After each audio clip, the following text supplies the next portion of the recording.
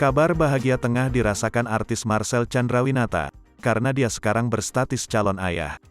Sebagaimana dilansir Kompas.com, istri Marcel, Priscilla Desi Tirtajaya, sedang mengandung anak pertama mereka. Kabar bahagia ini dibagikan adik Nadine Chandrawinata lewat unggahannya di Instagram. Setelah 4 tahun menikah, pasangan ini akhirnya akan dikaruniai momongan.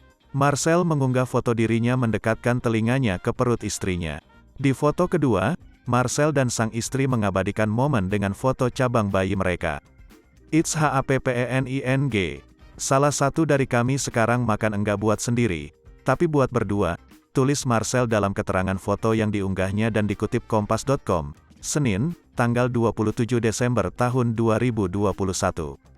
Marcel mengatakan bahwa kehadiran buah hatinya adalah sebuah keajaiban yang telah lama dinantinya. Even miracles take a little time, bahkan keajaiban butuh sedikit waktu untuk terjadi, lanjut Marcel. Kami tak sabar menunggu anggota baru keluarga kami. Kau plus aku, tulis Marcel dalam bahasa Inggris.